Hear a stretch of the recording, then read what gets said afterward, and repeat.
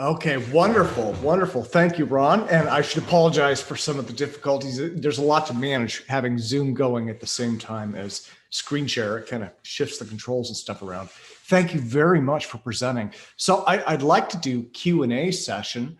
Let's jump right into that. And I have to go in here and chat and take a look. Now, normally I manage this as we go, but again, with screen share, it kind of hides it. So let me see. Or does anyone, let me go to gallery view here. Would anyone just like to raise their hand? Let me see, we have Gary. Okay, no, I'm waiting to Rob Chambers. Oh, well, let me go to Gary first because he's on my top left here. Gary, what can I help you with? Yeah, wow. Thanks so much, Ron, for this really fascinating history. I'm wondering, was there ever a systematic attempt to look at unexplained aerial phenomena, their behavior, and did that guide any of the work of Project Greenglow? Podketov, did you say? Sorry, Gary, I didn't get the end bit. Yeah, I was more interested in unexplained aerial phenomena. Did you ever have a systematic look at that as part of Project Greenglow? And if so, did it guide any of your? You mean the KID inertial thrust machine? Well, as an example. We never went back to it. Okay. Never. Okay. So let me go to Wayne now.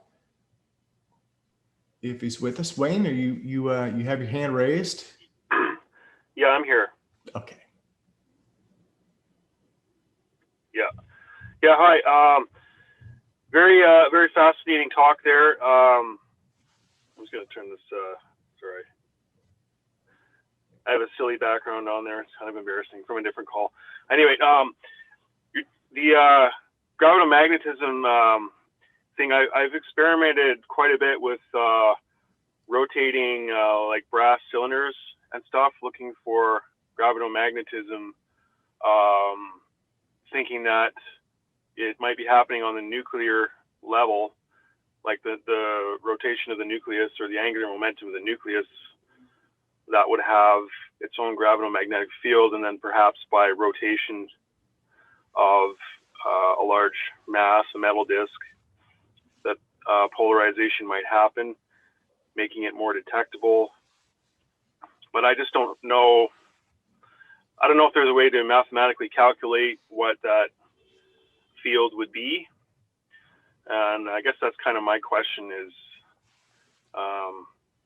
that knowable or calculable, so we can make some kind of prediction and know what sort of range or ballpark to be looking at with instrumentation. Thanks. Do you want me to say anything, Tim? Oh yeah, I would say go ahead. Go ahead. I've actually done a calculation of that, Wayne. In the book, plugging the book, which you can't buy now, but you can get the electronic version. But in there, I did do a calculation. There's two things. One, I'm just trying to think of the man's name. There was somebody back in the 70s. I remember Lathwaite showing me his papers, looking at the atomic. I wish I could. Perhaps Rob Chambers can remember his name. I can't remember. There was also another paper, which I've got, but I can't remember his name, where I think it was an AIAA paper. No, it was an IEEE paper, where he was spinning two cylinders very close together. Again, it's in the book. I could look it if I've got time. But so the answer is, at the moment, it seems to be too small. That's that eta parameter, 10 to the minus 26 across space. Now, the Russians, way back in some of their papers, they were also looking at that effect. I've never found any more, but it was mentioned in one of Robert Forward's papers. Wonderful. And Rob, did you want to add anything to here? Let me ask you to unmute there. Well, I can add a little bit of color, maybe. A couple of things that Ron mentioned, which might be of interest. When he mentioned HOTOL, which was one of the projects that was worked on in the 80s and so on, that has essentially now become, well, people who worked on it have become part of Skylon, which is potentially a better way to get into orbit, a more practical way to a single stage to orbit vehicle. So that kind of that, so there are still some activities, but again, it's quite small scale. Also, the radar question during the war, one of the earliest examples I think was the Mosquito, which was a British fighter bomber, which was wood, and I think this is when they realized that they couldn't detect them. So this gave a clue as to the stealth, the early stealth capability. So yeah, and yeah, so just to add a bit of detail to some things that Ron mentioned. Oh, wonderful, wonderful. Well, and again, I know you have a presentation as well. Although the way it's looking, we'll probably, if you're open to it, maybe next week. So yeah, yes, no problem at all. Absolutely. Yeah. So does anyone else have any questions?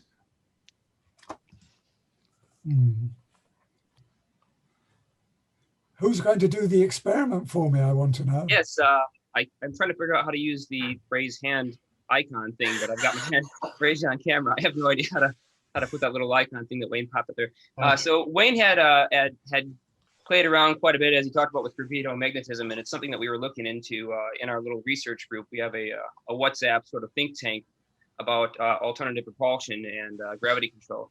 And so one of the experiments that was proposed was, is there possibly a coupling between a magnetic field or a moving magnetic flux and the trajectory of a laser beam? Because laser beam is effectively controlled in terms of its divergence or its curl. It can be modified by the curl vector theoretically, because a laser beam has a magnetic and electric component. And so if you already partially saturate the magnetic component in space, it may be possible, but it's one of those strange things on the edge of physics where it's not really looked at a lot. Physicists don't really want to talk about it. In academia, it's so unstandard that you can't really get many people to look into it. So what we did is Wayne performed an experiment with a small low resolution diode laser and put a large magnet, kind of like this one, large neodymium disk magnet, next to that beam, and he crossed the beam across in this direction, and by basically waving this magnet up and down, bouncing it across the room at that point, and then having it reflect back onto the wall, so a total distance of about 30 feet, he was able to notice a tiny little change in the total position of the laser beam. Now, there's a lot of reasons that it could have happened, but I wanted to do the experiment myself to see if there was anything to it. So we performed it again with a laboratory grade helium neon laser, which has much better beam profile and characteristics, and we bounced it a total distance of about 40 feet and looked at our beam profile on the wall. And we were able to get that beam to wiggle back and forth consistently about 0.5 millimeter. And so we noticed that if we move the cylinder magnet up and down like this, the beam would move in and out. And if we move the cylinder magnet, back and forth like this, the beam would move right or up and down. So it seemed like the beam almost pushed itself away. Now, it could be magnetohydrodynamics, we thought. Maybe we're affecting the air and we're causing lensing because we're grabbing onto some free charges in the air and maybe, refracting it. But with the idea that you can use a magnetic field to curve a laser beam, this Faraday effect system, then it kind of offers the possibility that maybe there is an interaction with the trajectory of a laser in a divergent magnetic field, that maybe we could actually bend that. And it would lead to the question of, if we're not actually bending the beam itself, are we modifying some space-time coefficient that causes the beam to take a slightly different path, even though very, very small? Any thoughts on that would be really wonderful, because we're going to continue this experiment. And what we want to do next is get a mirrorless camera and take the CCD and use it as a detection mechanism to show and record very tiny changes in the position of the beam, and use an electromagnet so we don't have any interaction there, and we can effectively just show that if the beam's not touching the magnetic poles already, it's obviously not some kind of diffraction across the surface or reflection. That way we can eliminate out the variables and show that we really can affect the trajectory in a vacuum. So yeah, thoughts, if anybody has any.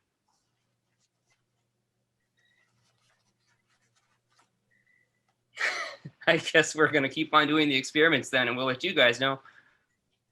It's a weird thing, eh? Well, thank you, Jeremiah. So let me go back to Ron. Let me mute you out, and then I'll mute.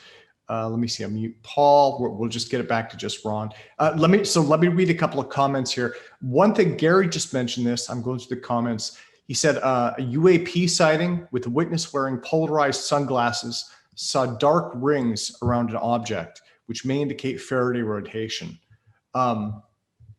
Gary, do you want to ask? Yeah, I guess if I had to frame it as a question, it would be, could this Faraday rotation be a result of gravitomagnetic effect versus what they thought at first, just a strong magnetic field?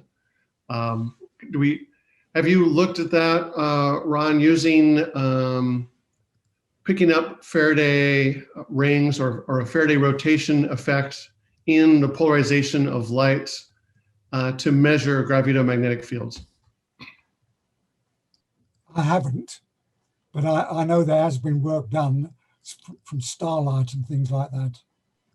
Right. Thank you. Yeah, so you're on the right lines. Okay, wonderful. And then, so Eric Hermanson had said, and again, I should apologize. I've got folks kind of coming in and out of the room as we speak, so lots of distractions. Eric Hermanson had talked about time dilation in the region, not a magnetic field. Eric, is that something you wanted to ask about?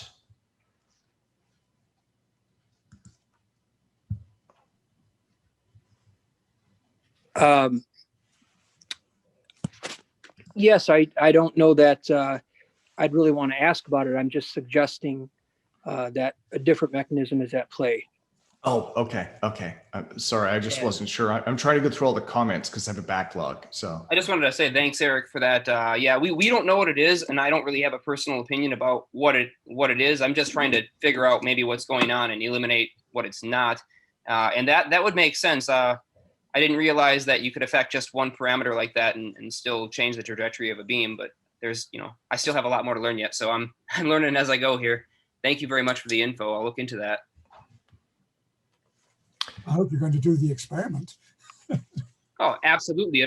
It's all down to the experiment. I mean, at the end of the day, I'm an engineer, not a physicist, and not a professor. So I'm definitely all about doing the experiments and seeing what happens, and then sharing those results. I wish I was. Yeah. I'm just trying to understand before I talk about what it is that we're looking at. What's that there? Cylinder and my piece of glass, and I've tried, but it needs.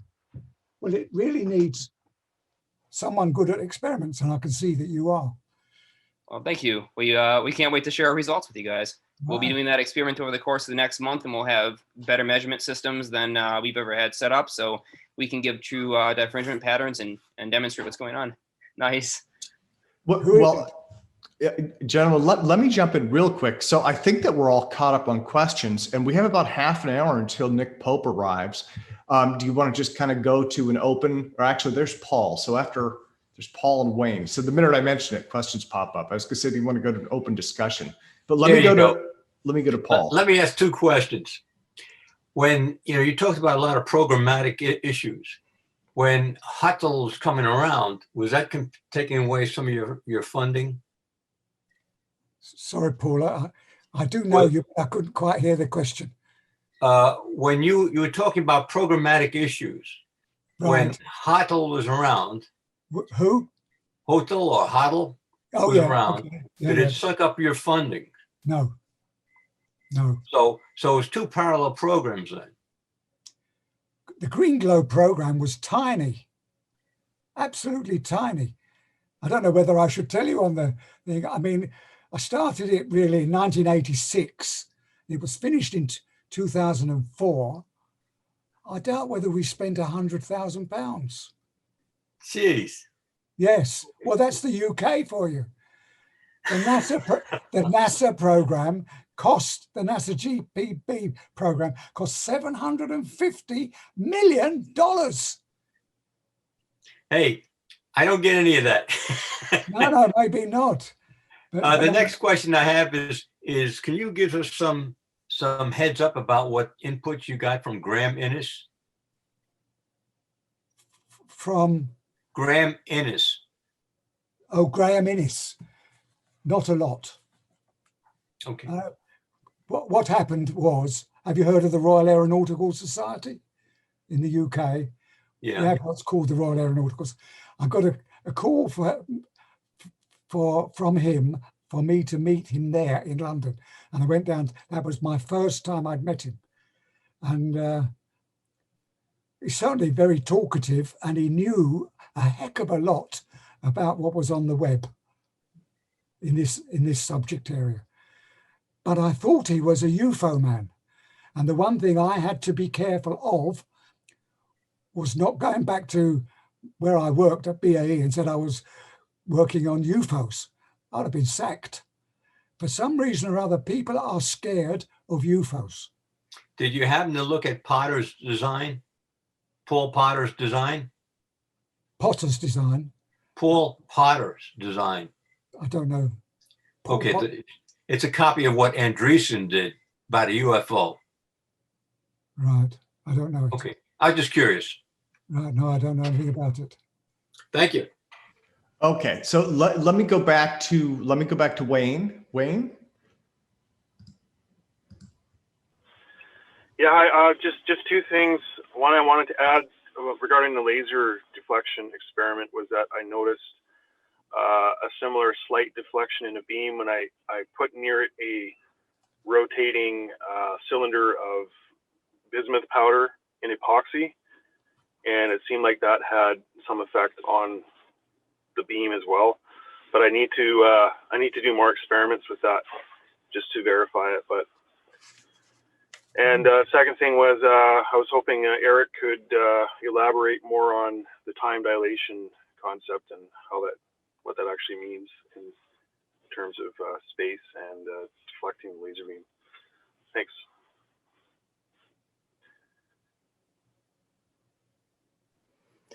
Yes, I just sent the group message. You know, it's not something that I can elaborate on in a short amount of time in a way that would do it justice, in that it's, you know, an assembly of my understandings from quite a few years now of looking into this and thinking about it. And so if you send me your email address, I will send you some of my ideas, and we can discuss it offline. And if Tim wants to talk to me about doing my own presentation, I'll certainly think about doing that. Sure, absolutely. Yeah, let's talk about that, Eric, for hopefully maybe the 30th or the next after that. Now we also have some comments from Michael Richardson. Michael is having some trouble with his audio, and that's not something I can really assist him with right now. So, but he's saying that gravity is an entanglement, not a force. Time dilation is possible when time flows faster on one side of a photon. And again, these are things, hopefully we can have him back in the future to talk more about this, but he does have some comments in chat there, as well as Eric's, and we definitely want to follow up on that more.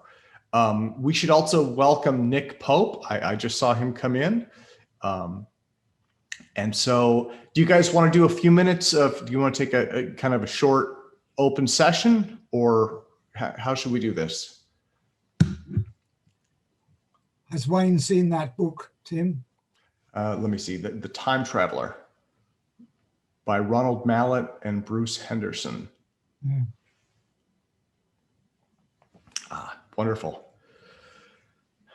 Okay, and well, guys, why don't we do this then? Why don't let me see, I will pause recording, and why don't we take a short break? 1 second. I had a question. Oh, okay. Can you expand a little bit on the gravitomagnetic field? I saw you showed a picture of the Earth. Is this some sort of connection with the spin of the Earth, or are we talking about the gravitic field of the Earth, or the magnetic field of the Earth? What exactly are we working with here? Is that over to me, Tim? Yes. Yeah. Okay. Well, the Earth has got a magnetic field, and it's also got mass So it's got a gravitomagnetic field. So the two go together. Now, if you're going to Yeah, detect, the student spin on Earth with respect to the sun's frame. right, if you're going Right. to try, Different frames of reference. There's the sun is spinning as well, and it has its plane, and then Earth has its plane of spin. And something that I found very interesting when I was looking at the gyroscopes with Tom Vallone and Mike Gamble is that they noticed that the best results were found when the gyroscopes were offset by 23 degrees, which is the offset of the Earth's axis. So I was wondering if there's a connection there, and if you can elaborate more on that. I think if they are connected, there will be an effect. That's all I can say. If they are connected, if they're not connected, then you've got that permeability factor, 10 to the minus 26. So you can forget it. There's no effect. Don't forget that gravitomagnetism is equivalent to angular velocity. But whereas gravitomagnetism field can be experienced across space, you don't get any effect from angular velocity. The angular velocity of the Earth has no effect on anything except the gyro, of course, because you're fixed to the Earth. So it will affect the gyro. The gyro will be fixed in space, but because you're fixed to it, it will look to you like the gyro's moving. There is also a gravitomagnetic field there. It's too small to detect. The Russians had an experiment, or at the same time as NASA Gravity Probe B was starting, they wanted to do an experiment on Earth to try to detect the gravitomagnetic field. But you've got to be careful that relativity always comes in. If there's no relative movement, you won't see anything. Right. Can I jump in? Can I jump in with the angular velocity? With one thing on the angular velocity, if you think about a satellite in motion in a stable orbit, it has to travel an exact velocity, angular velocity, in order to stay in orbit without being pulled down to the Earth by the Earth's gravitational field. But really, it's the gravitational time dilation, magnitude of time dilation at the satellite volume that's pulling it down toward the Earth. And so it's moving at a velocity tangent to the Earth at an angular velocity that creates a time dilation, a clock rate change that balances out the clock rate change that's imposed on it by the Earth's gravitational time dilation. And they equal each other. And I think that's where the time dilation comes into play. Thank you. Is that Schuler? What's called Schuler something or other? Also, one other thing I wanted to mention, we are working with gyroscopes, and we are also trying out Podklanov, both those experiments that you mentioned. So if you stick around in a couple hours, we're going to be showing our replications of it. I've already gone through several prototypes of the gyroscopic device, and I have it all on these little remote control, like RC remote control setup. So you can try any iteration you want with the control of your fingers. And it all comes down to programming at this point. What angles do we want? What movements? The first prototype, we had some mechanical difficulties because the gyros I got, the servos that I got were completely inadequate and the whole thing started falling apart after about a minute, and I was afraid the gyros would fall. By the way, the gyroscopes, the best gyroscopes are made in England. I'm sure you're familiar with that. You get them at gyroscope.com. They're expensive, but they're worth every penny. Precisely balanced, and we have a setup with 4 gyroscopes because Mike Gamble is just trying 2, and he noticed that it was a sort of a pulsing effect. So I was thinking, if you're having a pulsing effect and you're not able to get it, permanently linear, maybe you should have 4 gyroscopes. This way you can clean up your AC, your alternating pulse. And I think that's precisely what we're seeing. We just need to get the software figured out of, software being how to wiggle our fingers while we're trying this device. And it's actually right here beside me. Another experiment that we're working on is a spinning disc inside of a magnetic field. And there's reason to believe that might create some sort of gravity shielding effect. Although my power supply is having a little issue, I might just use a battery for it for the experiment later on today, just to pulse it with enough energy in order to get like some decent field, because all we were dealing with was around 90 Gauss, which is, you know, not even a weak magnet puts out more than that. So there's a lot of experiments coming on. I think it's around 2 hours from now when we go live from the lab. Yeah, and that'll be really exciting. Yeah, well, so I've got one more question for directed at Ronald. In that slide where you show the Earth's precession and its magnetic field, and they're trying to measure the difference between the gravitomagnetic field perhaps of the Earth and the gravitomagnetic field of space itself. You mentioned that they're trying to use this reference frame in space to detect the precession of the Earth, although it's very small and we're looking for these tiny numbers. So I guess my question would be this: is the Earth's rotational axes of alignment and its position with the sun perhaps tied to some other external larger gravitic field that's coming from somewhere externally in space or from space itself at our local place in space? I'm just basically what I'm asking is why does Earth have its specific alignment, and why does it have its specific orientation and rotation around the sun, and why does that have its orientation to the rest of the galaxy? Is there some other larger galactic level field going on that that our little solar system is coupled to? I don't know. Good. Sorry, didn't mean to ask a really far out there question, but I wonder if it's related though. Could be. I don't know. Sorry. Thank you though. Okay. If you talk about off the wall questions, I have a question. Does anybody have any information at all about the magnetic field about a UFO? We may have some measurements in terms of the electric field based upon a radio going off the air, but is there any magnetic field data on this subject? Paul, the link I sent earlier in the chat box, which I can send again if you want, was the 1953 Yuma, Arizona sighting. And that was a famous sighting because a scientist made a sighting. His name was Wells Allen Webb, and he was wearing polarized sunglasses. And in his polarized sunglasses, he saw dark concentric rings around the object, meaning that there was, his take of it at the time was, it must have been an extraordinarily strong magnetic field around the craft to cause a significant enough polarization shift around the craft that the polarization rotation would cause so many concentric rings. I think he counted almost half a dozen concentric rings, which would be an impossibly strong magnetic field. But when I saw Ron's, these are on the outside. On the outside of the craft. This is on the outside of the vehicle. Circulating around the sighting. But when I saw Ron Evans' presentation, go ahead. I'd love to see the paper. Yeah. If you can send me the paper, I appreciate it. Actually, let me put it back in the chat window right now, because I was with us too, and Nick has probably seen vastly more UFO and UAP sighting data than any of us have.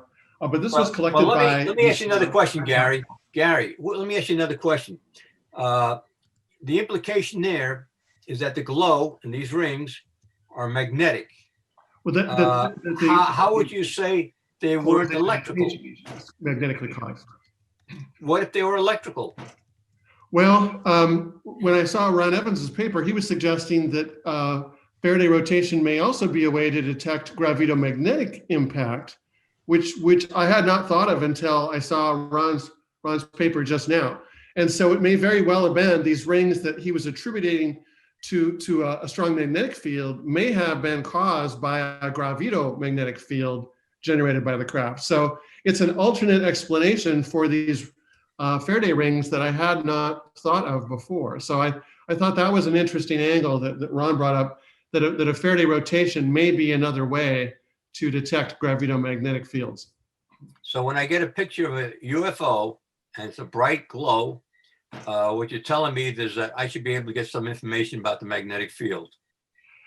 Yes, you should be able to, if you have polarization detection, in other words, if you have two detectors pointed at it, one with the polarization oriented this way, the other with the polarization oriented the other way, 90 degrees, that if you compare those two and you look at the phase, you look at the polarization, if the polarization is shifting across the X or Y axis, that polarization shift may be from Faraday rotation, and that Faraday rotation may be able to tell you something about magnetic field strength.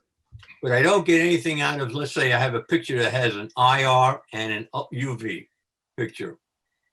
Do I get any effects over there? No, the problem is it's not. Yeah, you're not looking at it, not unless the data is polarized.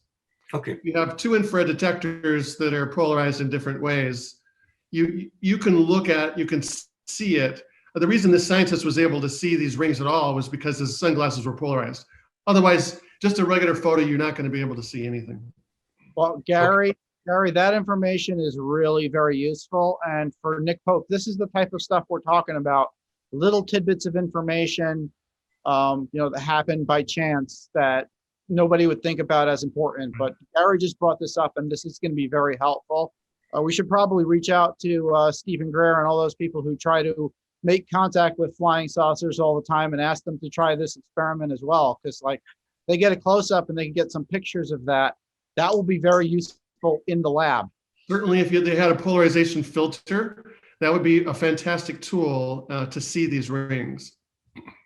Those are, let me jump in really quick also. So we have some chats here. Mark Fiorentino, I'm not sure if Mark would want to jump in or not, but he did in chat, he said the Air Force used to bring magnetometers to UFO landing sites during Blue Book. Actually, I've heard that before as well, magnetometers being something people have tried to investigate those with. And then Sean Richter had talked about access to a Google Drive database. And he had said, email him at extraterrestrial.engineering@gmail.com. And Sean, maybe you could clarify what is in the database that people would email you for. But again, for YouTube listeners, Well, Tim, let me ask you a question. Let me mention something. Sure. Okay, I might see it on the footprint after it's gone, but I'm more concerned about what it is on the vehicle itself in terms of its propulsion. Now, Bruce Cornett is on your list over here. He's taken lots of pictures. I'm just curious if Bruce has looked at anything with a polarized camera lens. Bruce Cornett, right? Yeah. Let me ask him to unmute, sir. It looks frozen. Oh. Yeah, he might be. Yeah, he might be frozen. Okay. Okay, there we go. Hi, Paul. How you doing? Yeah, I just put something in chat on this. The data that I have is published in my 2019 book called Unconventional Aerial Phenomena in the Hudson and Walker River Valley of New York. You can get that on Amazon or on Kindle. What's important in those data is that I recorded all sorts of electromagnetic field effects on my time exposures that are quite interesting. The electromagnetic field rotates clockwise, counterclockwise, clockwise, counterclockwise as the craft is moving along. And take a look at this. There's a lot of important information in there that could help determine what works and what doesn't. Do you mean to say that the entire field of the craft rotates clockwise then counterclockwise as if it's reversing, or do you mean that it has two simultaneous fields that are juxtaposed to each other happening? I record the movement in the lights. These craft typically had navigation lights, headlights, and things like this. And these lights literally rotated and in one direction and then immediately in the opposite direction, back and forth and back and forth. If I may ask, what was while the craft did not rotate. what's the time cycle at the speed that these things reverse? Slow by comparison, because you can actually see, on my time exposures, determine the length of time and the number of loops. Might have had 2 or 3 dozen of these loops within a 20-second time exposure. But Bruce, your ground observation site is fixed, right? So if you're seeing the variations of the field, it's at that fixed location, true? What you're talking about, the Pine Bush location? I'm talking about your measurement, your electromagnetic measurement. The craft is moving, but your measuring site is fixed, right? So you're picking up as the craft is moving in a location, true? Correct. If you can hopefully hear me without my voice breaking up. I was followed home one evening from work by a Boeing 707 that had no insignias on it. It was totally black, no external engines, no windows. It crossed in front of me on the New York Thruway and then proceeded to cross the highway as I went home to Middletown, New York. When I got home, it was the sun had already set. I ran in, got my camera, set it up, and it came back and flew over me. It was, Tim, did you get the last part? I was cut off. No. And so if you want to give it another try, if you could try to squeeze it in, we've got it in just a minute here. Okay. The images that I captured using the chopper device showed how fast the craft was, the Boeing 707 was moving, and it literally stopped and backed up. And I have that on film. All of that is on the internet. So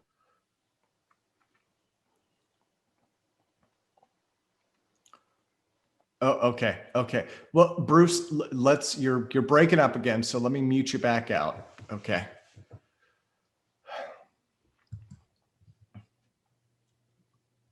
Oops. Yeah, it looks like Bruce is actually looks like he's frozen. Okay. So Ron, thank you again. Let me mute you and I will go back to, let me see.